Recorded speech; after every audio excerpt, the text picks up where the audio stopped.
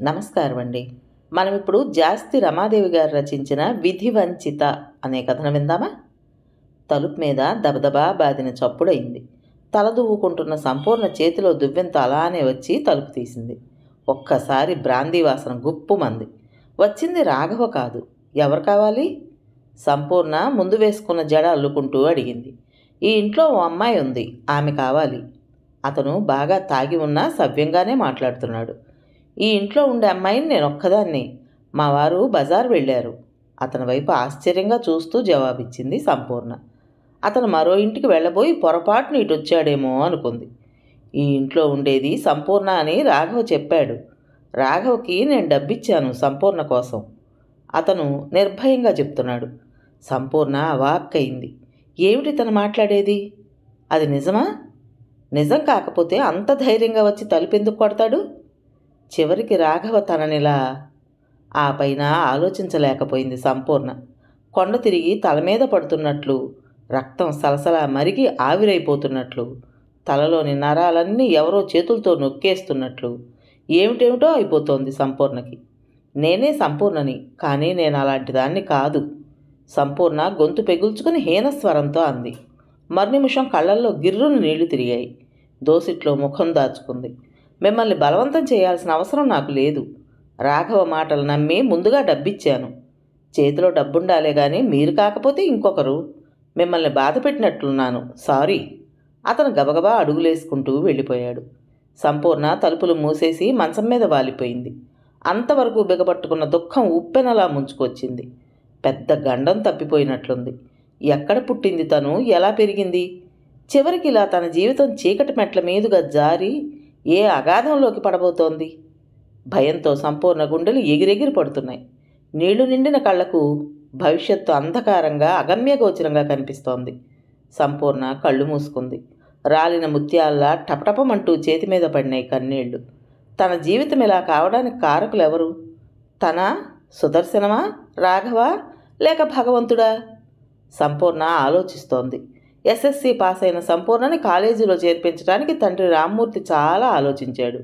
ఇంకా చదివిస్తే ఇంకా ఎక్కువ చదివిన వాడిని తేవాల్సి వస్తుంది, తన శక్తికి మించిన పని అవుతుందేమోనని. కానీ సంపూర్ణ వినలేదు. పట్టుబట్టి ఇంటర్లో చేరింది. రామ్మూర్తిది మధ్యతరగతి సంసారం. సంపూర్ణ తర్వాత మరో ఆడపిల్ల మగపిల్లవాడు ఉన్నారు. సంపూర్ణ ఇంటర్ సెకండ్ ఇయర్కి ప్రవేశించాక పెళ్లి సంబంధం వచ్చింది. పని మీద ఆ ఊరొచ్చిన సుదర్శనం కాలేజీ నుండి వెళ్తున్న సంపూర్ణను చూసి ఆ తర్వాత వివరాలు తెలుసుకుని ఆ అమ్మాయిని తప్ప మరెవ్వరినీ చేసుకోనని మొండికెత్తాడు. దానితో సుదర్శనం తండ్రి స్వయంగా వచ్చి అడిగాడు రామ్మూర్తిని. సుదర్శనం ఎంటెక్ పాస్ అయి 1000 రూపాయల జీతం సంపాదిస్తున్నాడు.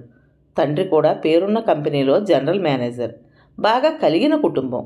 రామ్మూర్తికి అతని భార్యకి కలయో వైష్ణవ మాయో అనిపించింది. మామూలుగా అయితే 50,000 పోసినా అంత గొప్ప సంబంధం సంపూర్ణకు తాము తీసుకురాలేరు. అదృష్టం సంపూర్ణను వెతుక్కుంటూ వచ్చి తలుపు తడుతోంది.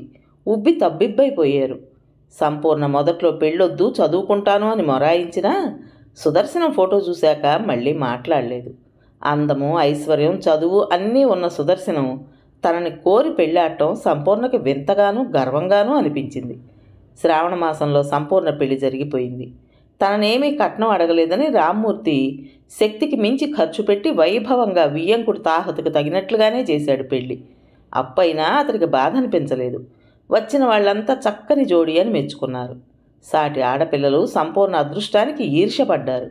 సుదర్శనం పెళ్ళైన వెంటనే సంపూర్ణను తీసుకెళ్ళిపోతాననలేదు. ఇంటర్ పూర్తి చేయించమన్నాడు. పరీక్షలు అయ్యే వరకు శోభనం వాయిదా పడింది. అతని కోరిక మీదే. సంపూర్ణ మళ్ళీ కాలేజీకి వెళ్ళడం ప్రారంభించింది కానీ మునిపట్ల దృష్టి చదువు మీదకు పోవడం లేదు. ఫ్రెండ్స్ వేసే చిలిపి ప్రశ్నలు, చేసే వేళాకోళాలు సంపూర్ణకి సిగ్గు కలిగించేవి. ప్రేమఘట్టాలు పుస్తకాల్లో చదువుతున్నా, సినిమాల్లో చూస్తున్నా సంపూర్ణకి సుదర్శనమే గుర్తుకొచ్చేవాడు. తామిద్దరిని అలా ఊహించుకుని కలల్లో తేలిపోయేది. ఇంకా చదివి తను ఉద్యోగాలు చేయాలా, ఊళ్ళేలాలా?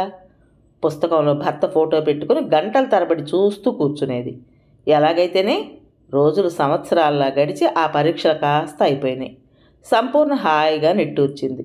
రామ్మూర్తి అల్లుణ్ణి పంపమని వియ్యంకుడికి ఉత్తరం వ్రాశాడు. తిరుగు టపాలో సుదర్శనమే వచ్చాడు. సంపూర్ణ ఎదురు చూసిన ఘడియ రానే వచ్చింది. సుదర్శనం కోరిక మీద చాలా సింపుల్గా జరిగాయి ఏర్పాట్లు. తెల్లని జరీ చీరతో, తలనిండా మల్లెపూలతో, చేతిలో పాల గ్లాసుతో, మోయలేని సిగ్గుబరువుతో సన్నజాజి మొగ్గల గదిలోకి అడుగుపెట్టిన సంపూర్ణకి టేబుల్ దగ్గర దీక్షగా చదువుకుంటున్న సుదర్శనం కనిపించాడు. సైడ్ ఫోజులో అతని ముఖం చక్కగా తీర్చిదిద్దినట్లు కనిపిస్తోంది. సంపూర్ణ గదిలోకి వచ్చింది గమనించలేదు అతను. 5 నిమిషాలు చూసి అతను తల తిప్పకపోవడంతో నెమ్మదిగా అతని పక్కకు వెళ్ళి పాల గ్లాసు టేబుల్ మీద పెట్టింది. గుప్పుమన్న మల్లెల వాసనకి సుదర్శనం తలెత్తాడు. తలొంచుకుని నిలబడి ఉన్న సంపూర్ణ కనిపించింది. పాల గ్లాస్ తీసుకుని ఖాళీ చేసి టేబుల్ మీద పెడుతూ, "నువ్వు వెళ్ళి పడుకో సంపూర్ణ, నేను కాసేపు చదువుకోవాలి" అన్నాడు సుదర్శనం. ఎంతో కాలం నుండి సంసారం చేస్తున్నవాడిలా అతనన్న మాటలు విని సంపూర్ణకి బిందెడు చన్నీళ్లు నెత్తిమీద దిమ్మరించినట్లు అనిపించింది. తనూహించుకున్న దానికి వాస్తవానికి పొత్తు కుదరక తీవ్రమైన ఆశాభంగం కలిగింది సంపూర్ణకి. మౌనంగా వెళ్ళి మంచం మీద ఓ చివరగా గోడవైపు తిరిగి పడుకుంది. కళ్ళు మూసుకున్న చెవులు మాత్రం సుదర్శనం అడుగుల సవ్వడి కోసం ఎదురు చూస్తున్నాయి ఆశగా. సంపూర్ణ 12 గంటల వరకు మెలకుగానే ఉంది. సుదర్శనం గదిలో మరో ప్రాణి లేనట్లు నిశ్చలంగా చదువుకుంటుంటే ఒళ్ళు మండిపోయింది సంపూర్ణకి. వెళ్ళి చేతిలో పుస్తకం లాగేసి లైట్ తీసేద్దామా అనిపించింది. కానీ క్రొత్త బిడియం ఆ కోరికకు కళ్ళెం వేశాయి. ఆలోచనలలోనే సంపూర్ణ నిద్రలోకి జారిపోయింది. సుదర్శనం ఎప్పుడొచ్చి పడుకుంది తెలీదు. పొద్దున్న నిద్రలేచేసరికి మంచానికి రెండో వైపున నిద్రపోతున్న సుదర్శనం కనిపించాడు. అందమైన అతని ముఖం చూస్తూ నిలబడిపోయింది సంపూర్ణ. మనసంతా గర్వంతో నిండిపోయింది. ఈ వ్యక్తి నా భర్త అనుకుంటుంటే గబుక్కున వంగి అతని నుదుట సుతారంగా పెదవులాంచింది. నలగని మల్లెలు నిరర్ధకంగా వాడిపోయినాయి. నలగని సంపూర్ణ గదిలోకి ఎలా వచ్చిందో అలానే సన్నజాజి మొగ్గలాగానే వెళ్ళిపోయింది నిరుత్సాహంతో గదిలో నుండి. మర్నాడే సుదర్శనం సెలవు లేదని వెళ్ళిపోయాడు. ఆ తర్వాత మంచి రోజు చూసి రామ్మూర్తి కూతురికి సారితో అత్తవారింటికి పంపాడు. మొదటి ఆశాభంగాన్ని మనసులో నుండి చేర్పేసుకుని కోటి ఆశలతో కోర్కెలతో అత్తింట అడుగుపెట్టింది సంపూర్ణ. లంకంత మేడలో ఎవరి రూమ్స్ వాళ్ళకే ఉన్నాయి. సంపూర్ణ ఏ పని చేయనవసరం లేదు. వంటకొక మనిషి, బజారు పనులకో నౌకరు, పాచి పనులకో పని మనిషి ఉన్నారు. కాలు కదిపితే కందిపోతుందేమో అన్నంత అపురూపంగా చూసుకుంటున్నారు సంపూర్ణని అత్తమామలు. సంపూర్ణకి ఒక్కగానొక్క ఆడపడుచు శైలజ 4 ఏళ్ల క్రితమే అత్తవారింటికి వెళ్ళిపోయింది పెళ్ళయి. ఒక్క మరిది గుల్బర్గాలో మెడిసిన్ చదువుతున్నాడు. ఏ ఆంక్షలు లేవు, ఏ లోటు లేదు సంపూర్ణకి. పగలంతా సంపూర్ణతో బాగానే ఉంటాడు సుదర్శనం. సినిమాలకి షికార్లకి తీసుకెళ్తాడు. కంటికి నచ్చిన చీరల్లా కొనుక్కొస్తాడు. సుదర్శనం కంపెనీకి వెళ్ళిపోయినా బుక్స్తో బాగానే కాలక్షేపం అవుతుంది సంపూర్ణకి. సుదర్శనానికి మంచి లైబ్రరీ ఉంది. అన్నీ ఉన్న సంపూర్ణ మనసులో వెల్తిగానే ఉండిపోయింది. రాత్రిపూట సుదర్శనం చదువుకుంటూ కూర్చోవడం, సంపూర్ణ ఆలోచనల్లోనే నిద్రలోకి జారిపోవడం, ఏ అర్ధరాత్రికో సుదర్శనం మంచం రెండో చివరన చేరి నిద్రపోవటం మార్పులేని కార్యక్రమంగా మారిపోయింది. అతను తనకెందుకని సన్నిహితంగా రాలేకపోతున్నాడో సంపూర్ణకు అర్థం కావడం లేదు. పోనీ పెళ్లికి ముందే ఎవరికైనా మనసిచ్చాడా అంటే అతనే తనని కోరి పెళ్లి చేసుకున్నాడు. ఇంకా అనుమానించేందుకు ఆస్కారమేది?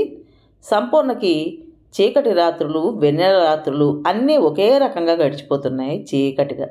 ఎన్నాళ్ళు ఇలా యాంత్రికంగా జీవితం గడపటం? పగలంతా సరదాగా ఉండే సుదర్శనం రాత్రి అయ్యేసరికి ఎందుకంత ముభావంగా మారిపోతాడు? ఎవరితో చెప్పుకోవాలి తను? అసలేమని చెప్పాలి? తనలో తను సతమతమైపోసాగింది సంపూర్ణ. పసిపాపలను చూస్తే సంపూర్ణకి తనకి అలాంటి పాపాయి కావాలని మనసు కొట్టుకుపోయేది. కానీ అది ఈ జన్మలో సాధ్యం కాదేమో అనుకునేది నీరసంగా. ఇంతవరకు భర్త స్పర్శే ఎరుగని తను తల్లి కావాలంటే పురాణాల్లో మాదిరి ఏ మంత్రశక్తి వల్లో సాధ్యం కావాలి, లేకుంటే ఏ దేవుడో ప్రత్యక్షమై భర్త మనసు మార్చేయాలి అనుకుని సంపూర్ణ నిట్టూర్చేది. కాపురానికి వచ్చిన 6 నెలల తర్వాత సుదర్శనం వాళ్ళ కంపెనీ డైరెక్టర్ గారి బర్త్డే పార్టీకి సంపూర్ణని వెంటబెట్టుకుని వెళ్ళాడు. కుంకుమ పువ్వు రంగు పట్టుచీర, మ్యాచింగ్ జాకెట్టు వేసుకుంది సంపూర్ణ. 2 వరుసలున్న పొడవైన ముత్యాల దండ వేసుకుని చెవులకు ముత్యాల జుంకీలు పెట్టుకుంది. పొడవైన జుట్టు వదులుగా అల్లుకుని సైడ్న 2 తెల్ల గులాబీలు పెట్టుకుంది. అన్నీ సుదర్శనం సెలక్షనే. పార్టీలో అందరి కళ్ళు సంపూర్ణ మీద ఉండడం గమనించి గర్వంగా నవ్వుకున్నాడు సుదర్శనం. సంపూర్ణకు మాత్రం ఇలాంటి పార్టీలు అలవాటు లేకపోవడంతో బిడియంగా తలంచుకుని కూర్చుంది. ఎవరో పిలవడంతో సుదర్శనం మరోవైపు వెళ్ళాడు. సంపూర్ణ ఒక్కతే కూల్ డ్రింక్ సిప్ చేస్తూ కూర్చుంది. కొంచెం వెనక్గా తమ గురించి నెమ్మదిగా అనుకుంటున్న మాటలు సంపూర్ణ చెవిలో పడి కుతూహలంగా వినసాగింది. సుదర్శనం భార్య బంగారు బొమ్మలా ఉంది కదూ, ఒక కంఠం మెచ్చుకుంటోంది. ఎంత అందం ఉండి ఏం ప్రయోజనం, అది అడవి కాసిన వెన్నెలైనప్పుడు. మరో గొంతు సానుభూతిగా అంది. అదే మొదటి గొంతులో ఆశ్చర్యం. అంత అందము అనుభవించే సామర్థ్యం సుదర్శనానికి లేదు. పాపం అతను దాంపత్య జీవితానికి అనర్హుడు. అందుకనే పేదింటి పిల్లని చేసుకున్నాడు కావాలని. రెండవ గొంతు చెప్తోంది. నీకెలా తెలుసు? మొదటి వ్యక్తి ఆసక్తిగా అడుగుతున్నాడు. సుదర్శనం నా దగ్గరే ట్రీట్మెంట్ తీసుకునేది. మెడిసిన్స్ వాడితే ఉపయోగం ఉంటుందేమోనని అతని ఆశ. సంపూర్ణకి తర్వాత మాటలు వినిపించలేదు. మెదడు ముద్దుబారిపోయింది. తల తిరుగుతున్నట్లు, ఆకాశం కూలి తన నెత్తి మీదే పడిపోతున్నట్లు అనిపించింది. ఎంత మోసం, ఎంత వంచన! స్వాధీనం తప్పిపోతున్న మనసుని బలవంతాన అదుపులోకి తెచ్చుకుని నెమ్మదిగా లేచి ఎవరితోనూ చెప్పకుండా రిక్షా మీద ఇంటికొచ్చేసింది సంపూర్ణ. ఇంటికొచ్చాక మేడ మీద గదిలోకి వెళ్ళి మంచం మీద వాలిపోయి అంతవరకు అదిమి పట్టిన దుఃఖానికి ఒక్కసారిగా కళ్ళెం వదిలేసింది సంపూర్ణ. అరగంట తర్వాత క్రింద హాల్లో సంపూర్ణ వచ్చిందా అని ఆదుర్దాగా అడుగుతున్న సుదర్శనం గొంతు విని లేచి బాత్రూంలోకి వెళ్ళి ముఖం కడుక్కుని వచ్చింది సంపూర్ణ. 5 నిమిషాల తర్వాత పైకొచ్చిన సుదర్శనానికి మామూలుగానే కనిపించింది సంపూర్ణ. చెప్పకుండా వచ్చేసేవం సంపూర్ణ? సుదర్శనం ఆప్యాయంగా అడిగాడు. ఒంట్లో బాగోలేదు ముభావంగా అనేసి మరోవైపు పడుకుంది సంపూర్ణ. పోనీలే, హాయిగా రెస్ట్ తీసుకో. చెప్పకుండా వచ్చేసరికి కాస్త ఆదుర్దా పడ్డాను. సుదర్శనం గదిలో నుండి వెళ్ళిపోయాడు. ఎంత నటన! కసిగా పళ్ళు కొరుక్కుంది సంపూర్ణ. ఈ నిజం తనతో చెప్పేస్తే అతని సొమ్మేం పోయింది? ఈరోజు పార్టీకి వెళ్ళబట్టి అగ్నిజ్వాల లాంటి ఆ నిజం తెలిసి తనని నిలువునా దహించి వేస్తోంది. ఇంకా తను ఏ పాపాయి కోసము కలలు కనక్కర్లేదు. ఏ మధురమైన రాత్రుల కోసము ఎదురు చూడనక్కర్లేదు. తనను వరించింది అదృష్టం కాదు, అదృష్టపు మేలి ముసుగుతో వచ్చిన దురదృష్ట దేవత. తన అమాయకంగా తలుపులు తెరిచి ఆమెను ఆహ్వానించింది. అంతా కలిపి 18 ఏళ్ల వయసు తనకి. ఎలా గడపటం మిగిలిన జీవితమంతా మోడులాగా? గడ్డి పువ్వు సైతం తుమ్మెద ప్రేమకు నోచుకుంటుందే, తన బ్రతుకు అంతకన్నా హీనమైపోయిందే. తనకి షోకేస్లోని బొమ్మకి తేడా ఏముంది? రోజులు గడుస్తున్న కొద్దీ సంపూర్ణలో అన్నిటి మీద ఆసక్తి చచ్చిపోతోంది. తల దువ్వుకోవాలనిపించదు, చీర మార్చుకోవాలని అనిపించదు. ఓ విధమైన నిర్లిప్తత. ఏ మార్పు లేని జీవితం మీద నానాటికి విసుగు పుడుతోంది. కనీస మానవుడికుండే ఎంతో మామూలు కష్టసుఖాలకు కూడా నోచుకొనిది తనదేం బ్రతుకు? వెన్నెల రాత్రులు, మల్లెల ఘుమఘుమలు, పురిటి నొప్పులు, పాపాయి బోసి నవ్వులు, ఇవన్నీ తనకందనంత ఎత్తులో ఉన్నాయి. మరబొమ్మలా మారిపోతోంది సంపూర్ణ. సంపూర్ణలో మార్పు సుదర్శనానికి అర్థమవుతూనే ఉంది. కానీ తనేం చేయగలడు? సంపూర్ణలోని స్తబ్దతకు కూడా కారణం తెలుస్తూనే ఉంది. ఇంటర్ పాస్ అయిన సంపూర్ణని BA కట్టమని ప్రోత్సహించాడు. మళ్ళీ కాలేజీలో చేరేందుకు సంపూర్ణ ఇష్టపడలేదు. ఇంటి దగ్గరే ప్రైవేటుగా కట్టింది. సుదర్శనం ట్యూషన్ పెట్టించాడు. BA పాస్ అయి 4 ఏళ్ల నుండి ఖాళీగా తిరుగుతున్న రాఘవ సంతోషంగా ఒప్పుకున్నాడు సంపూర్ణకు ట్యూషన్ చెప్పేందుకు. రాఘవ అన్నయ్య నరసింహం సుదర్శనం కంపెనీలోనే పనిచేస్తున్నాడు. అతని ద్వారానే తెలిసింది సుదర్శనానికి రాఘవ గురించి. వెంటనే సంపూర్ణకి ట్యూషన్ చెప్పేందుకు ఒప్పించాడు రాఘవని. రోజు ఇంటికొచ్చి సంపూర్ణకి పాఠాలు చెప్పడం ప్రారంభించాడు రాఘవ. రాఘవ నలుపైన ఎత్తుగా, బలంగా, ఆకర్షణీయంగా ఉంటాడు చూసేందుకు. BA మామూలుగా పాస్ అయ్యాడు. అతనికి చదువులో కన్నా మిగిలిన విషయాల్లో ఆసక్తి, తెలివితేటలు ఎక్కువ. అందము, ఐశ్వర్యము, చక్కని భర్తని కలిగి ఉన్న సంపూర్ణ ఎందుకంత ఉదాసీనంగా ఉంటుందో రాఘవకు అర్థం కాలేదు. మొత్తానికి సంపూర్ణ సంసార జీవితంలో ఏదో మిస్టరీ ఉందని మాత్రం గ్రహించగలిగాడు. మొదట చదువు కన్నా సంపూర్ణలో చైతన్యం కలిగించడం ముఖ్యంగా కనిపించింది రాఘవకి. పాఠాలు పావుగంట, కబుర్లు గంటన్నర చెప్పడం ప్రారంభించాడు. రాఘవ జోక్స్కి నవ్వకుండా ఉండడం సంపూర్ణకి సాధ్యమయ్యేది కాదు. పుస్తకాలు అందించేటప్పుడు యథాలాపంగా తగిలే రాఘవ చేతులు, టేబుల్ క్రిందగా పొరపాటున అన్నట్లు తాకే రాఘవ పాదాలు సంపూర్ణలో తెలియని ఊహల్ని తట్టి లేపుతుండేవి. తనకి తెలియకుండానే రాఘవ పట్ల ఆకర్షింపబడసాగింది సంపూర్ణ మనసు. రోజు సాయంత్రం ట్యూషన్ టైంకి చక్కగా ముస్తాబై రాఘవ కోసం ఎదురు చూస్తుండేది సంపూర్ణ. ఆమెలో ఈ మార్పుని తేలిగ్గానే అర్థం చేసుకున్నాడు రాఘవ. ఓ ఓ రోజు సాయంత్రం సుదర్శనం కంపెనీ పని మీద పక్క ఊరు వెళ్ళాడు. సంపూర్ణ అత్తమామలు ఎవరో స్వామివారి ఉపన్యాసాలు వినేందుకు వెళ్ళారు. పని వాళ్ళెవ్వరూ పిలవందే పైకి రారు. ఆ సమయాన్ని చక్కగా వినియోగించుకున్నాడు రాఘవ. ఎదురు తిరుగుతున్న సంపూర్ణ మనసుని నిద్రలేచిన వయసు జోకొట్టేసింది. ఎక్కువ ప్రతిఘటించకుండానే లొంగిపోయింది సంపూర్ణ. రాఘవ వెళ్ళిపోయాక సంపూర్ణ మనసు చాలా బాధపడింది. తను చేసిన పనికి కాదు, తను ఇంతకాలం ఎంత అమూల్యమైన అనుభవాల్ని పోగొట్టుకుందో తలుచుకుని. సృష్టిలో ఇంత మాధుర్యాన్ని నింపి కూడా తనకు అందనివ్వని భగవంతుణ్ణి తిట్టుకుంది మొదటిసారిగా. తను చేసింది తప్పనిపించలేదు సంపూర్ణకి. సుదర్శనం నుండి తాను పొందలేని దాన్ని రాఘవ నుండి పొందుతోంది, తప్పేముంది అనుకుంది సంపూర్ణ. ఆ తర్వాత తిరిగి రాఘవతో ఏకాంతం లభించలేదు సంపూర్ణకి. మళ్ళీ అనుభవం కోసం తహతహలాడసాగింది ఆమె మనసు. మనిషి రక్తం రుచిమరిగిన పులిలా ఉంది సంపూర్ణ స్థితి. ఎంతెంత తపస్సులు చేసిన మహర్షులు సైతం ఆడది కనబడితే ఎందుకు లొంగిపోయేవారో ఇప్పుడు అర్థమవుతోంది సంపూర్ణకి. అసలు రుచంటూ తెలియకపోతే ఏ బాధ ఉండదు, కానీ ఒకసారి చవి చూశాక ఆ అనుభవాన్ని ఎలా మర్చిపోవటం? సంపూర్ణ సతమతమైపోసాగింది. సంపూర్ణ తహతహ రాఘవ గమనిస్తూనే ఉన్నాడు.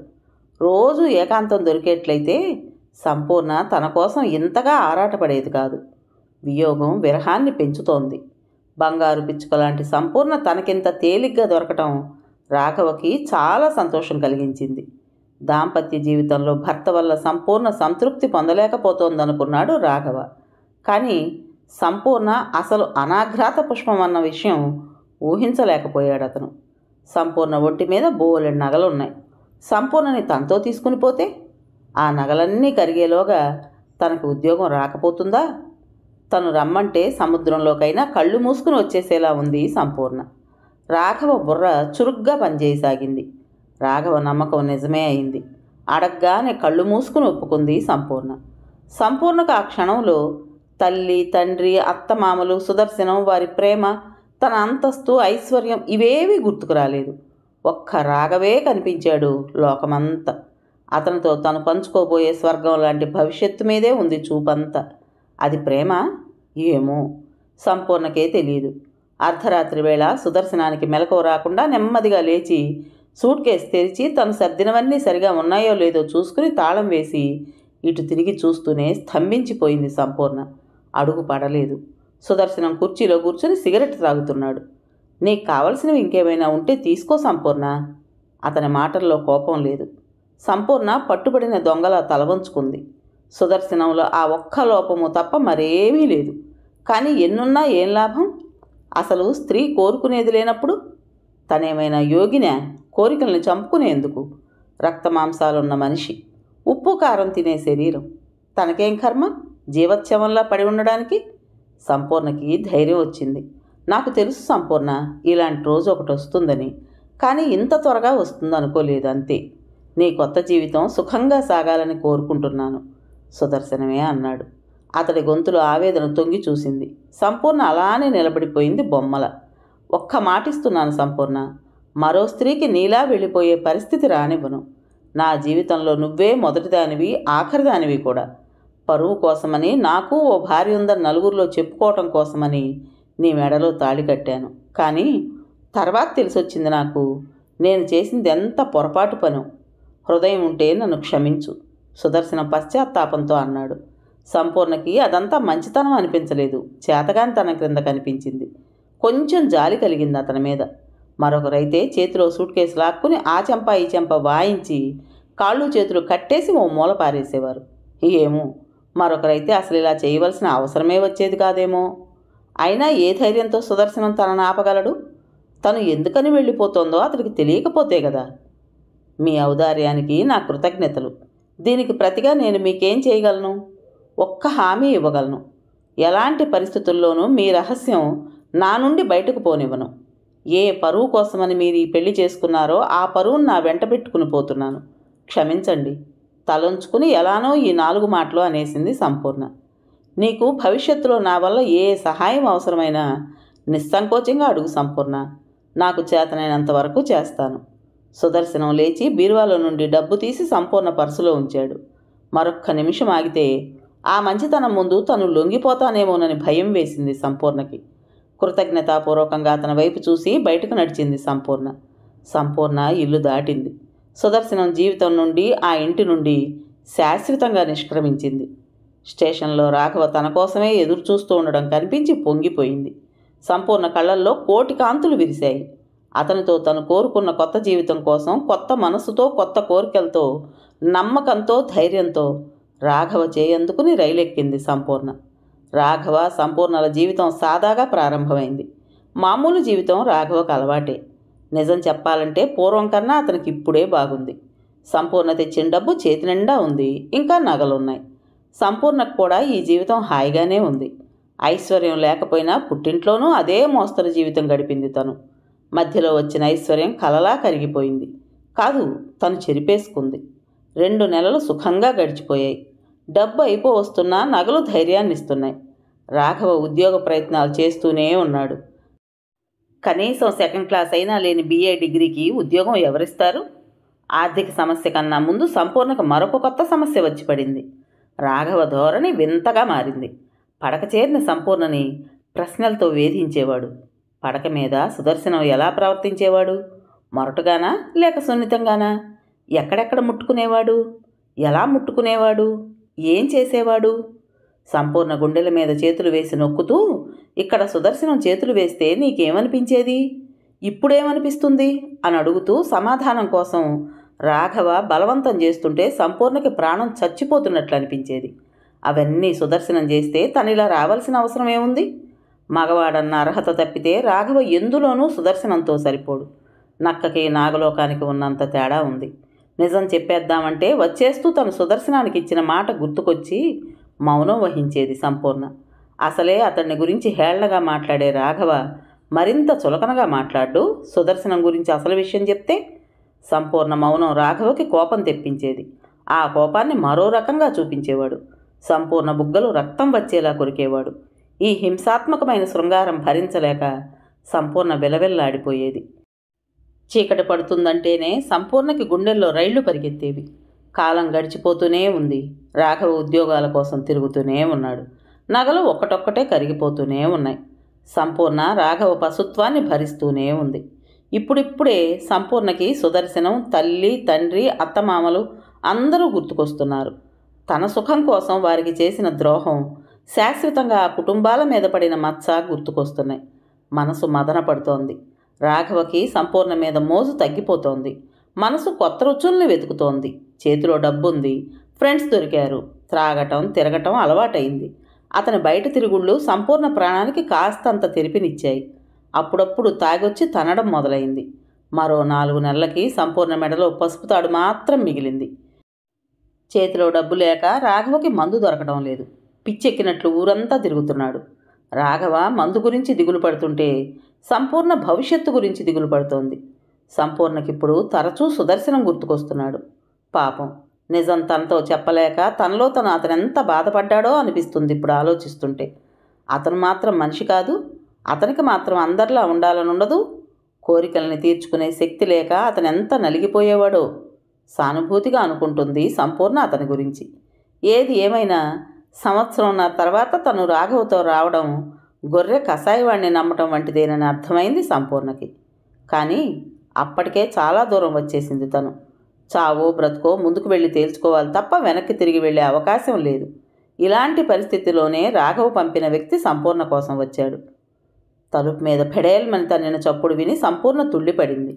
గతం చెదిరిపోయి వర్తమానం భూతంలా కనబడింది కళ్ళ ముందు. రాఘవ వచ్చేశాడు. బాగా డోసులో ఉండుంటాడు. సంపూర్ణ వణికిపోయింది. మరో తన్నుకు తలుపులు విరిగిపోయేట్లున్నాయి. సంపూర్ణ వెళ్ళి తలుపు తీసింది. రాఘవ తూలుకుంటూ లోపలికొచ్చాడు. తలుపులు గడియ వేశాడు. కళ్ళు ఎర్రగా నిప్పుముద్దల్లా భయంకరంగా ఉన్నాయి. సింహానికి చిక్కిన లేడీలా గజగజలాడుతూ నిలబడిపోయింది సంపూర్ణ. ఏమే, పెద్ద పతివ్రతలా కబుర్లు చెప్పావట? రాఘవ గొంతు ఉరిమినట్లు వినిపించింది. పిల్లాడికి ఒంట్లో బాగోలేదని సీత ఉత్తరం రాసింది. చేతిలో డబ్బులు లేక ఒక్క రాత్రికి 100 ఇస్తానన్నాడు కదా అని నీ దగ్గరకు పంపితే 2 దగ్గర పడుకున్న నీకు 3వ వాడి దగ్గర పడుకోవడం తప్పయిందా? కట్టుకున్న మొగుడిని వదిలేసి వచ్చిన నువ్వు నీతి కబుర్లు చెప్తావా? రాఘవ వెటకారంగా అన్నాడు.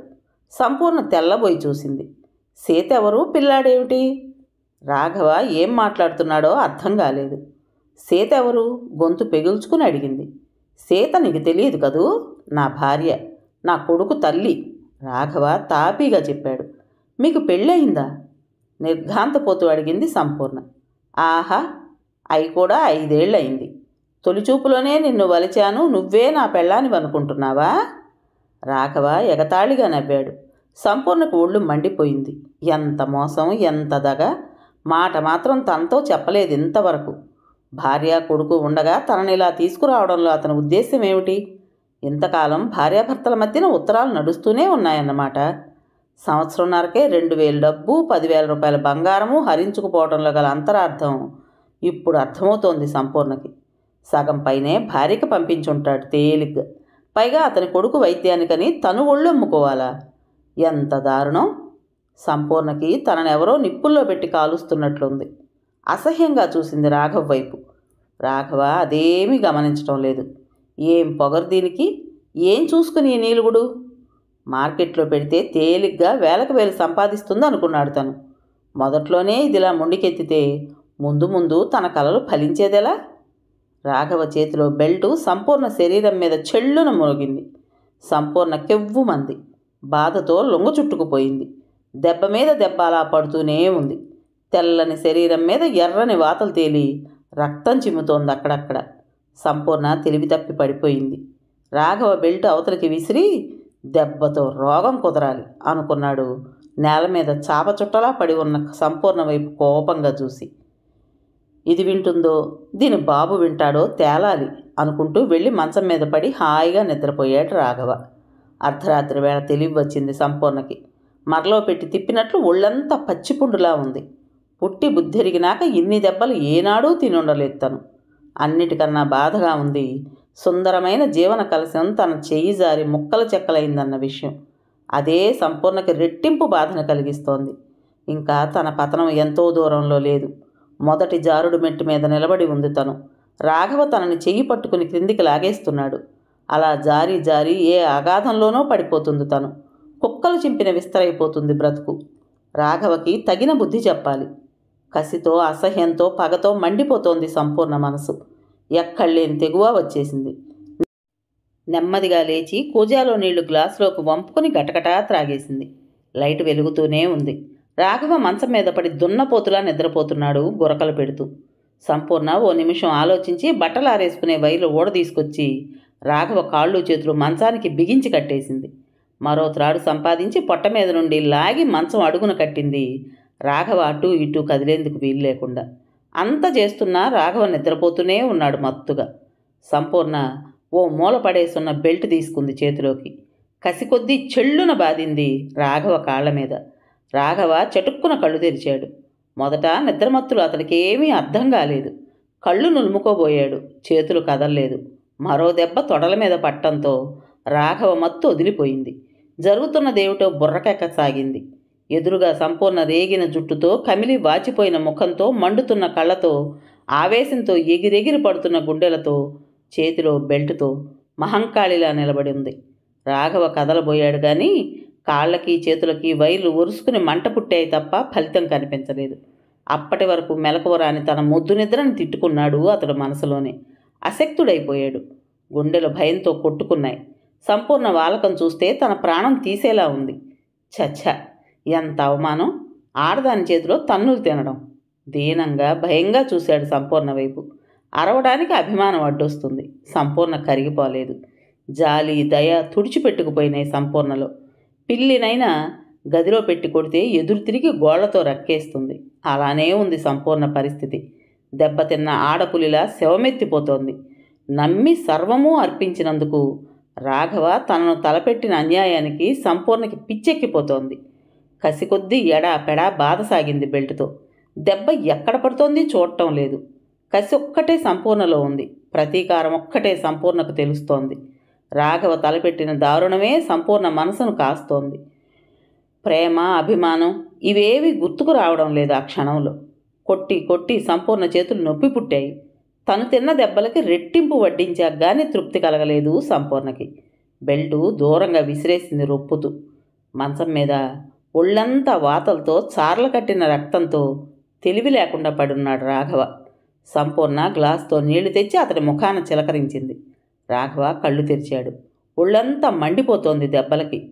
సంపూర్ణకు కూడా అలాగే తను కొట్టిన దెబ్బలకి బాధపడి ఉంటుందన్న ఊహ రాలేదు అతడికి. ఒక్క ఉదుటన లేచి సంపూర్ణని గొంతు పిసికి చంపేయాలన్నంత ఆవేశం వచ్చింది. కానీ శరీరం అందుకు సహకరించలేదు. మరో 10 రోజుల వరకు తాను ఈ దెబ్బల నుండి కోలుకోలేను అనిపించింది రాఘవకి. సంపూర్ణకు అంత శక్తి ఎక్కడి నుండి వచ్చిందో అర్థం కాలేదు. ఓపిక రాగానే దీని రక్తం తాగాలి కసిగా మనసులోనే పళ్ళు నూరుకున్నాడు రాఘవ. అతని కళ్ళల్లోని కోపం, బాధ, అసహాయతలను చూసి సంపూర్ణ నిరసనగా నవ్వింది. పెద్దగా నవ్వింది. తెరలుగా నవ్వింది. పిచ్చి పట్టినట్లు కడుపు చేత్తో పట్టుకుని మరీ నవ్వింది. ఆ నవ్వులో కసి ఉంది, అసహ్యం ఉంది, ద్వేషము ఉంది. రాఘవ తెల్లబోయి చూశాడు ఆమె నవ్వుతుంటే. దీనికి పిచ్చి పట్టిందనుకున్నాడు కూడా భయంగా. ఆడది తలుచుకుంటే ఏదైనా చేయగలదు. నీలాంటి పశువులకు ఎలాగైనా బుద్ధి చెప్పగలదు. నీ కొడుక్కి రోగం వస్తే నేను ఒళ్ళు అమ్ముకోవాలా? రాస్కెల్, నమ్మించి తీసుకొచ్చి అంగట్లో పెట్టి అమ్మాలని చూస్తావా? నీ పెళ్ళాన్ని తీసుకొచ్చి అమ్ముకోలేకపోయావా? పరాయి ఆడదంటే అంత తేలిక నీకు? ఆడదానిలో ఎంత మంచి ఉంటుందో అంత చెడు కూడా ఉంటుంది. ప్రాణాలు పొయ్యడమే కాదు, అవసరమైతే ప్రాణాలు తీయగలదు కూడా. జీవితంలో మరెన్నడూ పరాయి ఆడదాని జోలి పోకు. పోషించలేకపోతే నువ్వు నీ పెళ్ళాం బిడ్డలు ఏ గంగలోనూ దూకి చావండి, అంతేగాని ఆడవాళ్లతో ఆటలాడుకోకు. సంపూర్ణ నిప్పులు కురిపించింది. రాఘవ జవాబు ఇవ్వలేదు. మనసు అవమానంతో మండిపోతుంటే శరీరం దెబ్బలకు మండిపోతోంది. కూరలు తీసిన పాములా ఉన్నాడతను. సంపూర్ణ తిట్టి ఆవేశం పట్టలేక థూ అని ఊసింది రాఘవ ముఖాన. తర్వాత 4 చీరలు చేతి సంచిలో కుక్కుని ఇన్నాళ్ళు రాఘవకి కనపడకుండా దాచిన ఉంగరం తీసుకుని రాఘవకి చేతికట్లు మాత్రం ఊడదీసి బయటకు నడిచింది సంపూర్ణ. రోడ్డున పడి నడవసాగింది. చల్లగాలి తగిలి గాయాలు బాధ పెడుతున్నా సంపూర్ణకెంతో హాయిగా ఉంది. మనసంతా ప్రశాంతంగా ఉంది. అలా ఎంత దూరం నడవాలో, గమ్యం ఏమిటో సంపూర్ణకు తెలియదు. ఎప్పుడో ఎక్కడో ఓసారి చూసిన అనాథ స్త్రీల సంక్షేమ సంఘం అన్న బోర్డు ఒక్కటే గుర్తుకొస్తోంది సంపూర్ణకి. కడుపులో పెరగబోతున్న బిడ్డను తలుచుకుని ధైర్యంగా, నిబ్బరంగా, ఆత్మవిశ్వాసంతో అడుగులేస్తోంది సంపూర్ణ. కథ పేరు విధివంచిత. రచించిన వారు జాస్తి రమాదేవి గారు. విన్నారు కదండి. మరి ఈ కథ మీకు నచ్చిందా? నచ్చినట్టయితే లైక్ చేసి మరో నలుగురికి షేర్ చేయండి.